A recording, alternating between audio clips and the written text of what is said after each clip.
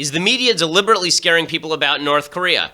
Are Republicans really willing to cancel the 2020 election? And we're about to have on the famous, infamous, most important guy in America today, James Demore, the Google memo guy, in just a second. I'm Ben Shapiro. This is The Ben Shapiro Show.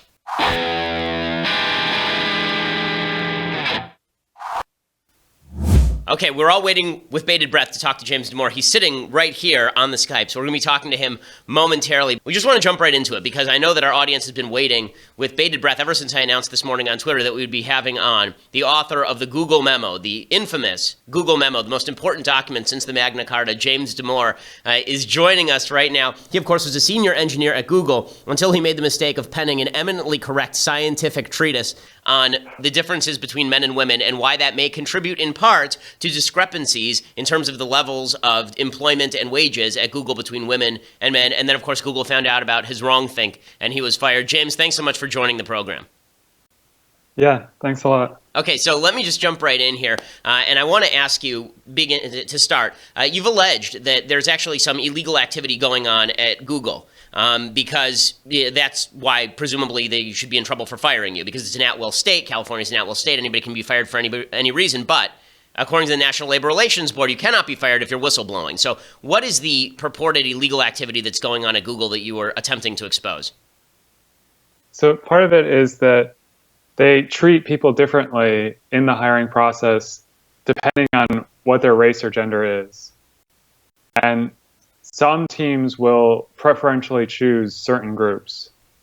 Okay, so you've also said that they have these sort of super secret diversity sessions in which they discuss all of this. Can you take us inside one of those? What does that look like from the inside? It's just a group of all these people talking about the benefits of diversity and how much they love diversity and all the sexism and racism that happens and how we have to try to fix that. Okay, we know that Google has spent some $265 million apparently trying to increase their diversity ratios, and this, of course, has been a wild fail. Well, I've read your memo at least 3 times now because I just want to make sure I'm not crazy, because if you watch the media coverage of your memo, it is not in any way related to the actual content of the memo. The media has made a bunch of different claims about the memo. They've said that you were saying in the memo that women are biologically unfit for tech. That was a chyron on CNN. Were you making the claim, James Demore, Google memo guy, were you making the claim that women are biologically unfit for the tech industry? No, I was just trying to explain why we see a disparity in the population of people that are interested in working in tech. And you can see that right there. I mean, I'm quoting your memo back to you here, but it says, I'm not saying that all men differ from all women in the following ways so that these differences are just. I'm simply stating that the distribution of preferences and abilities of men and women differ in part due to biological causes. This has been translated by the left into you are saying that women ought not work in tech or they're unqualified for tech. You weren't even saying, when you have an entire section of your memo promoting the idea that there should be more women in tech, and you offered a bunch of ways that you think that the tech community could be made more welcoming to women. So are you in favor of more women in tech? Yeah, I mean, I like women, right? So, and if we're in general just trying to get more people interested in tech, then that would be one way to do it. So I want to talk to you a little bit about something that the YouTube CEO, a woman named Susan Wojcicki, that she wrote this morning over at Forbes. She wrote a piece at Forbes about the horrors of your memo and how they had obviously emotionally crippled her young daughter, who apparently came up to her and said, "Mom, is it true that there are biological reasons why there are fewer women in tech and leadership?" Now, it seems to me that that was not exactly the claim you were making. Is it true there are biological reasons why there are fewer women in tech and leadership? What's your response to the YouTube CEO? Well, I mean, to me, at least, it felt a lot like what Piers Morgan was trying to do to you on his show by taking a little kid out and saying, "Oh, aren't you sorry for him?" Right? I mean, they're just trying to guilt me. So I do want to misrepresent what I'm saying. Yeah, I do want to ask you about what the political representation is like inside Google, because there was a poll, sort of an informal poll that came out this morning that said that 56% of people who were responding to this online poll who are working at Google said that they were against your firing. Number one, are there a lot of people inside Google who have been expressing support for you? Yeah, since I wrote it, there have been many people that privately messaged me and said, "Yeah, I support you. I agree. This is a real problem." Do you think that Google is biasing their search results and the way they do business toward the left? Do you think that how they're treating you is reflective of how they do business as a company? I don't know about biasing search results, but they may definitely be biasing who they do business with. Okay, so and inside the company itself, do you think that there is a obvious political preference for folks on the left? If you had written a memo about how Black Lives Matter was the cause of the day, and that really mattered more than anything else. I mean, there are all these sort of internal Google chats, apparently, that you're a part of, these Google message boards. Have you ever seen stuff like that, politically oriented material toward the left, and has that ever been a problem for anyone? Yeah, so you can openly shame white people or all men, and we do this in our company-wide meetings. So, yeah, there's definitely a bias towards a certain movements. Like we had a whole TGIF that was for the Black Lives Matter movement. And can you give me some example? I mean, you say you have company-wide meetings where people are shamed. What does that sound like? Like, can you give me an example of some stuff that people have said? So, one example was just that someone wrote a question and then it had something to do with gender. She was a woman, and out of 300 votes, 50 of them were downvoted. And she was complaining about how she didn't feel included at Google because she got 1/6 of them downvotes. And there were many other just random examples. Okay, so with all of this said, number one, I think you have a lot of broad public support, obviously. But what do you think this says about the left's views of science? Because there's an article in Slate, for example, today saying science is bad now. We've now found that science is bad.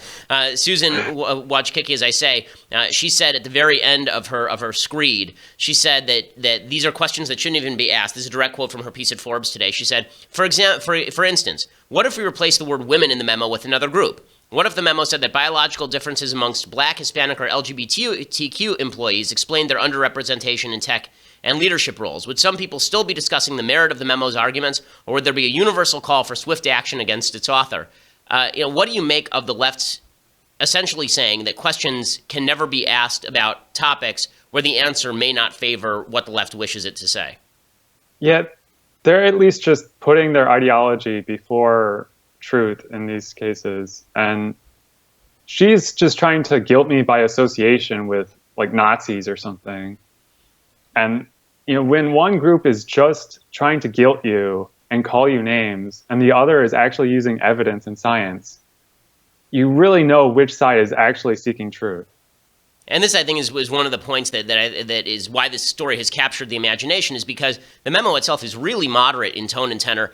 Even people like Kirsten Powers, who are on the left, have said they really don't see what the big problem here is or why people are going nuts over it. And yet you step out of line at a company like Google. And the reason people are freaked out about this is obviously Google's a super powerful company. But this happens inside Hollywood all the time. This happens inside journalistic institutions all the time, obviously.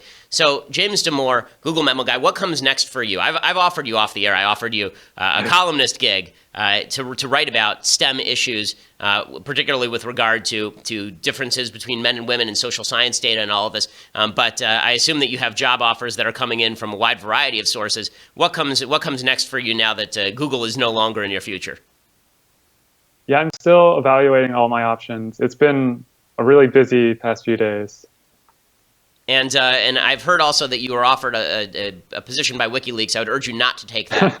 I think that is probably a bad career move, but it's up to you. You're a free man. Well, thank you for writing this memo, because I think obviously when more truth is promulgated, it's a better country. And please keep us updated as far as your own lawsuit. Is that actually going to happen, or is that just a possibility at this point, a lawsuit against Google? Yeah, it's a possibility. I'm definitely pursuing it, though. Okay. So keep us updated on that. And obviously, we are rooting for you as far as the whistleblowing aspect of this. And please keep writing true things, even though there's pretty tremendous blowback. Thanks so much for joining the show. I really appreciate it. All right, thanks. Thanks. That's James Demore. He's the senior engineer at Google who penned that diversity memo regarding why Google should change its practices if it wants to attract more women, actually. And he got shellacked for it by the left and fired from Google for that. James Demore, senior engineer at Google, thanks so much. Okay, so In other news, I want to talk about what's going on with North Korea, because obviously this continues to unfold. Let's start with Brian Williams. So Brian Williams, who should not be a member of the media after repeatedly lying about his own past over and over and over, Brian Williams was on MSNBC last night, where he is still respected because it's MSNBC, and Brian Williams said that the reason that the media are covering North Korea in such insane terms is because it is their job to scare people. Now, before we get to Brian Williams on this, I do want to say that I think that a lot of this is overblown. Okay, North Korea has been pursuing nuclear weapons for a long time. They've had nuclear weapons for a long time. Obviously, it's not good if an ICBM is capable of reaching the United States, but mutually assured destruction is still a thing. And Kim Jong-un or his successors, they would be fools, absolute fools, if they were to try and attack the United States. We would wipe them off the face of the earth in no time flat. I mean, legitimately, if they fired a nuke at us, they would be toast. Their country would be a sea of glass within moments. I mean, this is not even talking about the USSR, right? The fact is that even if their missile hit here, it would do, awful, awful damage. That would be terrible. But we would survive it, and then we would nuke the living crap out of them, and that would be the end of that. So mutually assured destruction is still a thing. South Korea, it's a little bit more tenuous, because North Korea has been pursuing violent incidents against South Korea for years and years and years and years. They sank a South Korean ship a few years back. They killed a member of the North Korean leader's family with VX gas, at nerve gas at like an airport. So if you're South Korea, mutually assured destruction actually doesn't do the trick for you, because you always have to fear that there's going to be a conventional war under the umbrella of the mutually assured destruction with the North Koreans. But for the United States, are we deeply worried that they're going to destroy us? No, we're not deeply worried they're going to destroy us. I'm not losing a lot of sleep over the possibility that LA is going to be destroyed, even though we are under the umbrella of the North Korean nuclear missile. I'm really, I think that a lot of this is hyped to the extreme. But Brian Williams says that the media have a duty to hype this to the extreme. Our job tonight actually is to scare people to death on this subject, so the talk isn't as free as it is about a preemptive or surgical military strike. Okay, why is it their job to scare people to death? And this is the problem with the media. The media sees it as their job to push you into a certain position. They see it as their job to evoke a certain emotional response in you. And it's something that we ought to keep in mind when we look at media coverage of world events. For many members of the media, it is not just about covering the events that are important to you. It is about trying to cover the events so as to evoke an emotional response in a particular way. Another example of this today on an unrelated topic. So there's a poll that lefties are passing around from the Washington Post that says 52% of Republicans would support the postponement of the 2020 election if President Trump called for such a postponement. A shocking result. Over half of Republicans would be fine with postponing the 2020 election if Trump claimed voter fraud and said that he didn't want to hold it. The poll showed that 56% of Republicans would be fine with postponing it if Congress were to support Trump in that effort. Okay, so you're getting a lot of think pieces from the left. Speaking of the media, though, pushing people to an emotional response, it's important to know how they got this particular result. This was a push poll by the Washington Post. First, it asked respondents if voter fraud was real. Then it asked them if they thought that it occurred, and if Trump won the popular vote. And then finally, it asked them if Trump said that it occurred, would they be in favor of postponing the election? So are these good results? No, they're not good results. But is it true that more than half of Republicans would be fine with postponing the 2020 election? I highly, highly doubt it. Also important to recognize that these sort of push polls exist from both sides. You know, in 2016, there was a poll from WPA Research that found that 2/3 of Democrats would take an unconstitutional third Obama term over Hillary Clinton.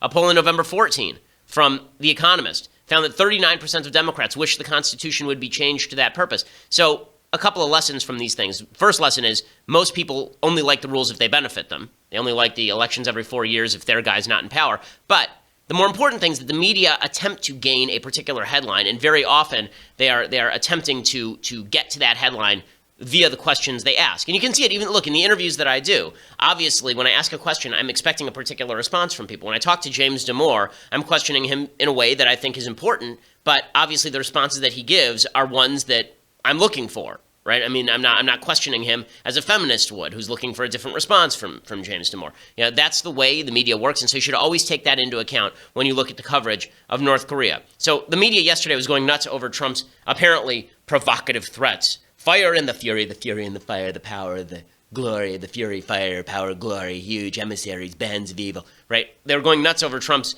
over-the-top language. But the reality is, does any of that make a huge difference in all of this?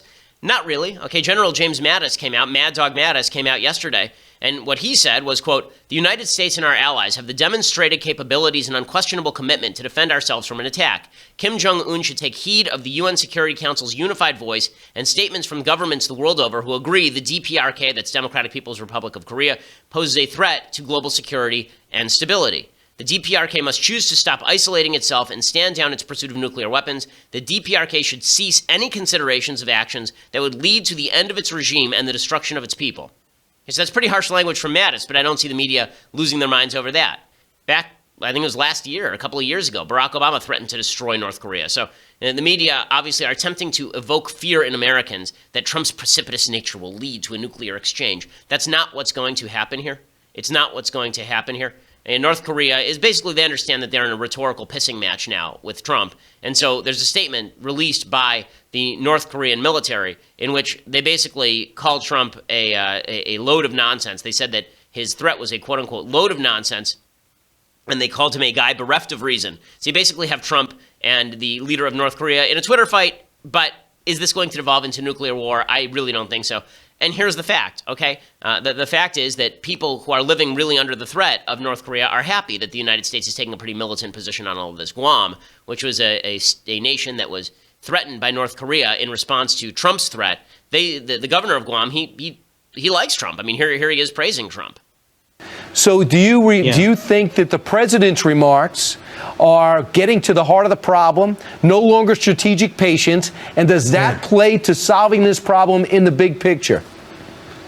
As far as I'm concerned, as an American citizen, I want a president that says that if any nation such as North Korea attacks Guam, attacks Honolulu, attacks the West Coast, that they will be met with hell and fury. What I'm concerned about is if a U.S. senator says initiate an attack and causing a war, and remembering that they're in the Mariana Islands, this is American sovereign soil. This is 600-mile archipelago of islands similar to Hawaii, where there are over 200,000 American citizens. Right. So it's important that as we make decisions, that those folks that are in a position of leadership, that they understand too that war is the last option, because not only will tens of thousands American military forces and dependents be affected by a regional war, right, but because the Western Pacific has American soil in it, then a couple of 100,000 Americans could get caught in the crosshairs. So I think it's important to be very strong, right, at the same time be calm. And I think everybody is on board with this. I don't think Trump is precipitously into launching nuclear war, but a lot of this is the Democrats playing politics with all of this. A lot of this is the Democrats attempting to play politics with national security and basically suggest that Trump is a madman who is going to get us into a nuclear war. And an MSNBC military analyst essentially said this. He said if Trump ordered a nuclear launch, Mattis would defy it because obviously Trump is crazy. This would be clip 4. What if he orders a nuclear strike? I mean, my understanding from General Hayden and public comments is that that's a pretty quick time frame between the commander. Yeah, but I'll tell you. You think Mattis would defy an order? Yeah, I think he would. Don't forget the people who are down. He'd say, I'm not doing it. Okay, so this is the narrative the media is creating, is that Trump is a nutcase and he's going to order a nuclear launch for no apparent reason. Again, I've seen no evidence of this on the international scale from President Trump, this sort of precipitous action. Even on domestic policy, Trump will fire off a tweet, but the actions that he's taking are really not particularly precipitous. The only precipitous action that you can say that Trump has really taken was his transgender ban in the military tweets, and even those are not being implemented by the Pentagon because there was no follow-up. So, you know, the business of American government does not work quite as smoothly as people think. Now, there's this sort of old Cold War mentality that we're 5 seconds away from launching nuclear war. I don't think that's right, and I do think that the media are attempting to twist you into knots, make you feel really uncomfortable, make you feel like we're a second away from being obliterated. We also don't know what we also don't know what military options are on the table. I mean, we don't. I've been saying this now for weeks, okay? I don't know as much as the Department of Defense knows about what military options are on the table to take out the Kim regime. But I promise you that the last thing that anyone wants, including President Trump, is a nuclear exchange. As President Trump said during the campaign, there's nothing like nuclear. Nothing like it. It's just the biggest and the hugest. Do you remember when he actually said that during a debate, which is pretty incredible. So, all of that said, don't be deeply worried. Don't worry so much. Everything will be okay. worry in the sense that we should come up with a solution to North Korea, but don't worry that we're 5 seconds away from a nuclear exchange. We're not. Okay, so before I go any further, I want to talk about Trump's conflict with Mitch McConnell. I also really want to get to some things I like, things I hate, and the big idea. Today, I really want to get to the big idea because I think there's some important stuff here. There is a bit of a conflict breaking out now between President Trump and Mitch McConnell. And that's not because Trump and McConnell disagree on policy as much as it is because Trump doesn't like when people insult him. And this is my biggest problem with Trump attacking McConnell. If you want to attack McConnell on policy, I'm totally fine with that. McConnell has not been an effective Senate Majority Leader thus far, clearly. Okay, if you're just attacking McConnell because you're mad at him, then that's a whole different story.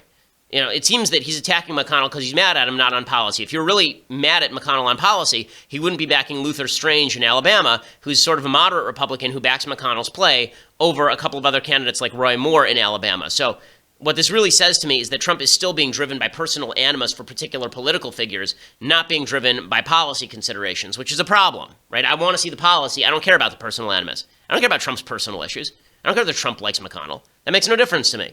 It makes a difference to me whether we get the policies that I would like to see, right? And that's what should make a difference to you. You shouldn't be upset if Trump is mad at McConnell or McConnell's upset at Trump. Who cares? This isn't a soap opera.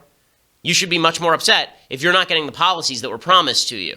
So Trump was ripping McConnell on Twitter. It all started because McConnell stated at some Rotary Club meeting that Trump had excessive expectations of what the Senate could do. The storyline is that we haven't done much is because in part, the president and others have set these early timelines about things need to be done by a certain point.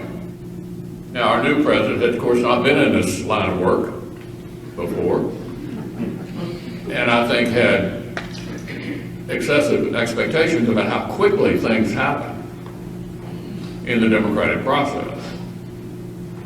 And so part of the reason I think people feel like we're underperforming is because too many kind of artificial deadlines, unrelated to the reality of the complexity of legislating, may not have been fully understood. And of course, our political adversaries would love to say that anytime. Okay, so McConnell is not totally wrong on this. I mean, the fact is that President Trump doesn't understand how the vagaries of the Senate work, and so he's upset with it.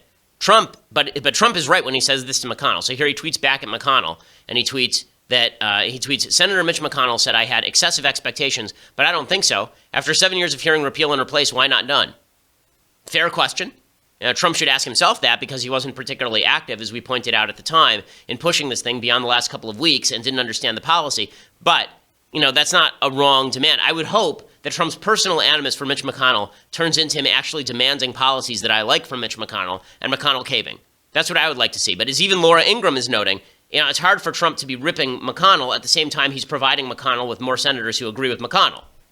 President Trump came out and endorsed Luther Strange in that Alabama special election for Jeff Sessions' seat. Now, Luther Strange was appointed, so he's the incumbent for the time being. But there's all these other people running, including Mo Brooks and Judge Roy Moore is running. And so they're probably going to have a runoff because no one will get a majority. But Donald Trump came out and endorsed the incumbent, more of an establishment guy, Luther Strange. And that is very interesting because that's Mitch McConnell's favorite pick. Right. And Laura Ingraham is acknowledging this. This is obviously true. So if Trump is going to go after members of the Republican Party, let's do it on the basis of policy. What I don't want and what I sort of see happening, which is not particularly encouraging to me, is that President Trump is mad at leaders of the Republican Party. And you could easily see Chuck Schumer making an overture to him after the 2018 election and Trump swiveling left in order to work with people who are praising him more fulsomely. And gaining praise from the New York Times in the process. That's the scary part of all of this in terms of policy. Okay, I want to get to things I like and things I hate and the big idea. But before we do all of that, you're going to have to go over to dailywire.com and subscribe. We bring you the greatest of content. Okay, $9.99 a month means that not only do you get to see this most watched and this most listened to news and politics podcast in the country, according to iTunes. We're still number 2 to Oprah, people. We're still number 2 to Oprah. Oprah delenda est. She must be defeated. So go and leave a review and subscribe. But not only do you get our show when you subscribe for $9.99 a month over at dailywire.com, you also get Andrew Klavan's show, which is surging up the iTunes charts. You get Michael Knowles' show live. You get the whole thing live. You get to be part of their mailbag. You get to be part of my mailbag. We're doing that tomorrow. So you get all of that. And if you get an annual subscription, you get this, the very finest of Tumblr's leftist tears, hot or cold, the tumbler, incomparable, indescribable until you hold it in your hands. You will never be able to understand the glories of it. And all it will cost you is $99 annual membership, which comes along with all the other great things I just told you about. Again, if you just want to listen later, go over to iTunes or SoundCloud, leave us a review. We definitely appreciate it. We are the top news and politics podcast in America.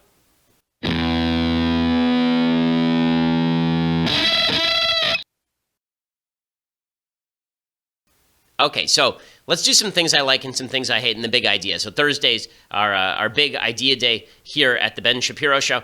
So let's first start with things I like. So, we were talking about communism, and I thought that it would be worthwhile to recommend a book about North Korea in case you are interested in what North Korea is actually like today. The book is by Andrei Lankoff, and it's called The Real North Korea, Life and Politics in the Failed Stalinist Utopia. And it's a fascinating book because it doesn't try to paint an excessively dark picture of North Korea while not ignoring the problems in North Korea. Basically, it says that it is a stunted rump state that is run in the most horrific dictatorial way, and that manifests more in the everyday lives of North Koreans than it even does in sort of our horror imaginations of gulags and people being shot en masse. That's less what's happening than just the gradual degradation of a great people. The Real North Korea, Andrei Lankoff, fully worth reading. I think a fair and honest, relatively objective look at what North Korea is like today. It is a stain on the so-called global community that doesn't really exist. It's a stain on the UN, certainly, that North Korea has continued to terrorize its people for more than half a century at this point, just as it's a stain on the international community that Cuba continues to be a dictatorial backwater. It's really quite horrifying. If there were a way to get rid of the Kim regime, I'm all for it. Okay, other things that I like. So this exchange is making the rounds on the interwebs. It is an amazing exchange. James Franco, the actor, was talking with this Princeton professor, and the issue of abortion came up. Now, this Princeton professor, her name is Elliot Michelson, and she is discussing her support for early-stage abortion and why she believes nothing morally bad happens when it occurs. And even James Franco is sitting there going, what you're saying makes no sense to me, okay? And James Franco, I cannot imagine, is pro-life. But even he is looking at her and going, this doesn't make sense what you are saying. Namely, because what the left says with regard to abortion doesn't make a whole hell of a lot of moral sense. Here's a bit of the exchange. In some of my work, I defend a liberal position about early abortion. So I defend the view that there's nothing morally bad about early abortion. So a lot of people think, well, it's permissible to have an abortion, but something bad happens when the fetus dies. And I think if a fetus hasn't ever been conscious, it hasn't ever had any experiences, and we abort it at that stage, that actually nothing morally bad happens. And this view might seem unattractive because it might seem that it dictates a cold attitude towards all early fetuses. But what I think is that actually among early fetuses, there are two very different kinds of beings. So James, when you were an early fetus, and Elliot, when you were an early fetus, all of us, I think that we already did have moral status then. But we had moral status in virtue of our futures, in virtue of the fact that we were the beginning stages of persons. But some early fetuses will die early in pregnancy, either due to abortion or miscarriage. And in my view, that's a very different kind of entity. That's something that doesn't have a future as a person, and it doesn't have moral status. Okay, and James Franco goes, can't you only judge that in hindsight? When James Franco is wrecking you on abortion, and you're a professor at Princeton, you should lose your job. Okay, like that is the worst argument in favor of early stage abortion I've ever heard. The left, when they make the argument for early stage abortion, what they say is that this is not a fully formed human life. Like, that's actually an argument, okay, that it has not reached the stage of life at which we care. It's not a good argument, right? It's not an argument I agree with, because potential life is still potential life. And the question as to what level of potential life is necessary in order for you not to be able to kill it, that's a pretty dicey question morally. Because they're children who are born with disabilities. You get to kill them because they don't have a lot of potential to grow into full human beings or fully functional human beings. This is why the abortion argument doesn't work. But the argument she's making is so nonsensical that James Franco absolutely wrecks her unconsciously. Without even thinking about it, he says, if a woman decides to have an abortion with an early fetus, just that act or that intention negates the moral status of that early fetus, just because if she goes out and has an abortion, it's pretty certain it's not going to become a person. And this professor just struggles and struggles and struggles and struggles, as well she should. Again, this lady was she's a member of the She has a PhD in philosophy from MIT, a bachelor's from Harvard. Her father was a member of the Princeton Philosophy Department faculty. She's part of the Princeton Philosophy Department faculty. And she teaches courses called Designing Life, the Ethics of Creation and Its Control, and Morality in the Face of Moral Ignorance. Okay, this lady should not be able to teach a course called Morality in the Face of Moral Ignorance when James Franco, a guy who looks like he maybe has 7 brain cells that he can rub together, is wrecking her unconsciously on abortion. Like when even James Franco's going, this doesn't make a lot of sense to me because it makes no sense. Wow. So well done, Princeton, hiring only the best. Okay, time for a couple of things that I hate. Okay, so the first thing that I hate, Skip Bayless, who has made a living saying inane things on sports channels for a long time. He used to be on ESPN, now he's on Fox Sports 1, I believe, and he says that Colin Kaepernick not getting a job is a full-on disgrace. Black players should boycott games in the NFL if Colin Kaepernick, a terrible quarterback, does not get a job. It's an easy cop-out. It's an easy cop-out to say it's because of the flag, and it's not because the subject that he is protesting makes you uncomfortable. But you know what, Joe? Guess what they used to do, Skip? The NFL used to charge the military to have the servicemen walk out on the field. It wasn't until they got the whistle got uncovered that they were charging that they gave the money back. So they really love the military, but if you want to walk on our field... I'm going to say one last thing. If the black players would unite and say, we will not play game 1 this year, I promise you it would have impact. Oh, yeah. It would get something done. Of course, it would be Skip 100%. Earth-shattering. Just earth-shattering. It'll be unbelievable. It'll be huge. It'll be incredible. Blah, blah. No, okay? No, that's not correct. Okay, the fact is all that will happen is that people will stop actually going to games because people will assume that we are now going to use the NFL as a cram down for leftist politics. Viewership dropped relatively dramatically last year, thanks in large part to Colin Kaepernick and other players protesting the national anthem. You do this for Colin Kaepernick and you reinvigorate this particular debate. I promise you the NFL is going to lose ratings, as well it should, because when I watch sports, I don't want to hear about how America is racist and sexist and bigoted and homophobic. I just want to watch sports, particularly when a lot of the best players in the sport are black. I mean, just enough is enough. But you know, there is a leftist pandering element that has really gone over the top. Okay, other things that I hate. So Bernie Sanders cut a commercial, and this just demonstrates how far left the left wing has moved. Bernie Sanders cut a commercial about Medicare for all. Look who he is using as a sort of moral guideposts in discussing Medicare for all. Number 2. Bernie Sanders is the only one who's been advocating for single payer Insurance, Medicare for all, the kind that Canadians have, the kind that every other civilized democracy on the planet has. I would make sure that employers Jon are Stewart. not responsible for the health care. What that would do is free people up to have more mobility in terms of changing jobs, in terms of not worrying about illness, putting them into bankruptcy, and all those types of situations that we're in now. And the only way to do that is through a single-payer system. Congratulations. Thank you. I just want to say, as an election year, Win Butler.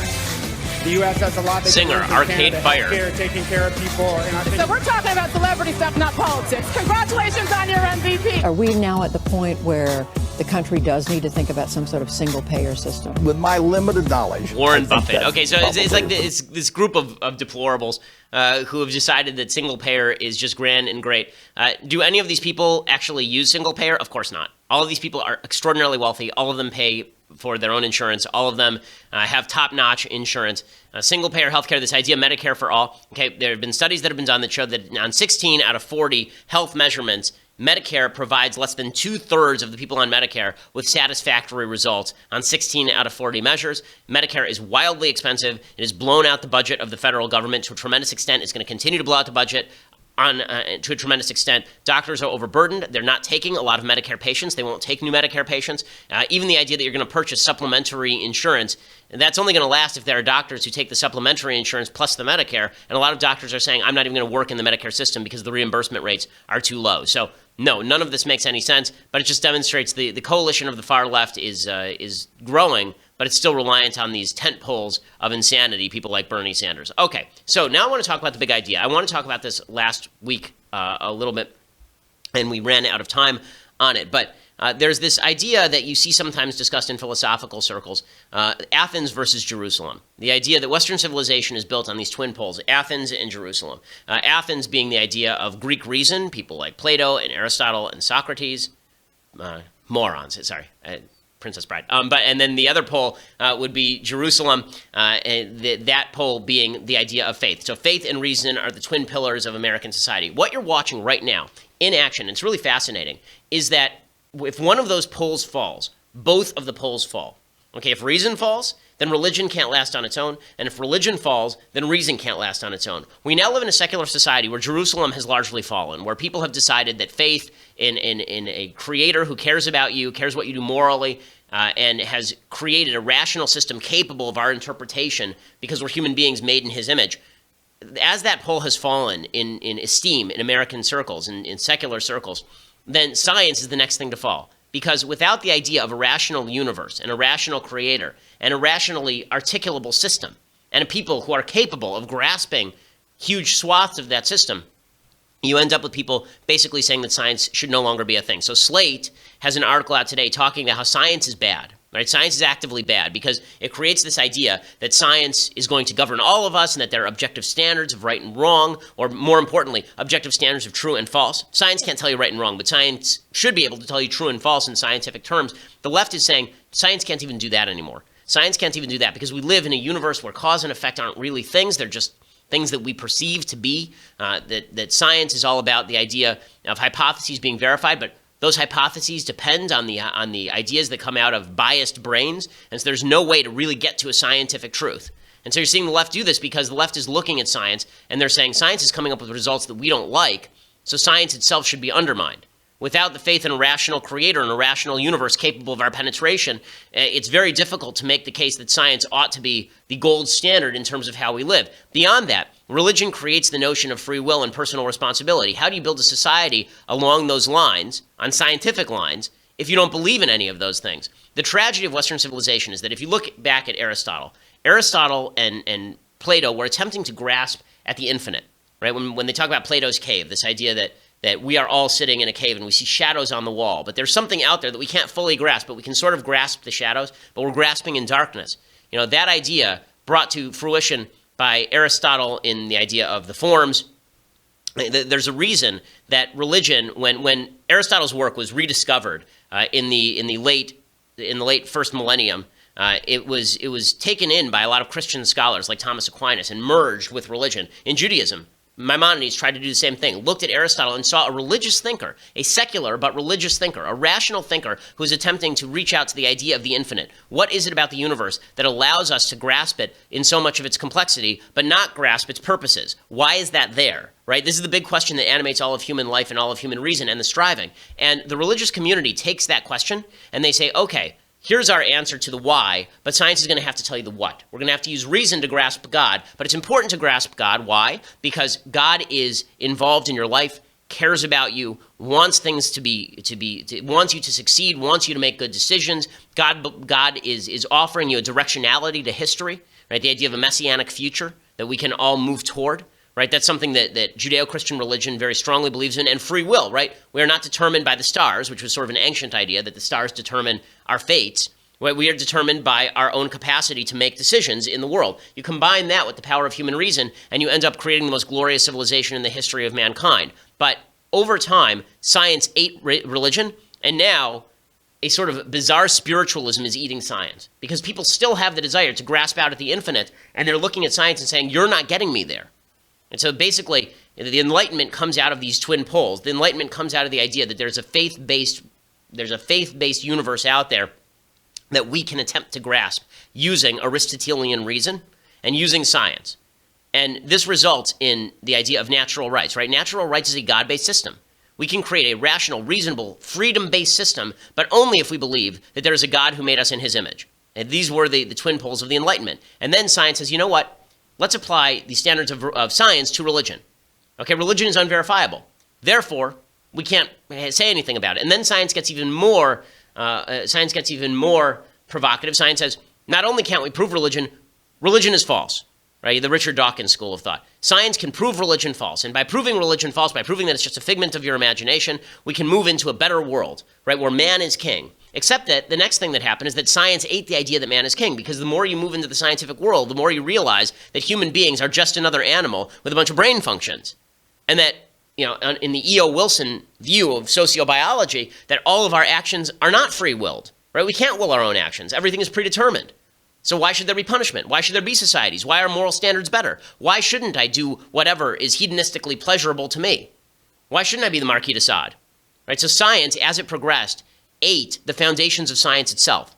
And that's what we're seeing. We're seeing the oberus, the snake that eats its own tail. Right? That's what's happening with science right now, because once you disconnect science from faith in a rational universe with a rational creator who cares about us, then you lose, number one, the impetus to actually seek out the universe. Number two, you lose the faith that there is a rational universe to be comprehended. And number three, you lose the free will that would drive you to do all of these things. That's why you need both Athens and Jerusalem. And they seem mutually exclusive, and they do battle with each other for primacy and the upper hand. But if you lose either one of those, if you lose science, then religion just becomes grasping at shadows. Religion just becomes faith based in nothing. And if you lose religion, then science just becomes a group of animals seeking to build huts of sticks with no meaning and no drive toward a better society. And you have to answer the question as to why a more moral society is necessary when morality has no meaning, better has no meaning, and society has no meaning outside of just a bunch of animals living in a similar space. So this is why you need both Athens and Jerusalem. This is why reason and faith must hold hands, even though they disagree all the time and slap at each other with their free hands. Okay, so we'll be back here tomorrow with the mailbag. It's Thursday, right? Yes, okay. So we'll be back here tomorrow with the mailbag. Remember, we are the #2 podcast on iTunes. If you help us out with subscriptions and reviews and listening to the show, then we will overtake Oprah. We will. I have faith. We will overtake Oprah. And you won't get a car, and you won't get a car, and no one will get a car. Get yourself a damn car, okay? I don't have to get you a car. I'm Ben Shapiro. This is The Ben Shapiro Show.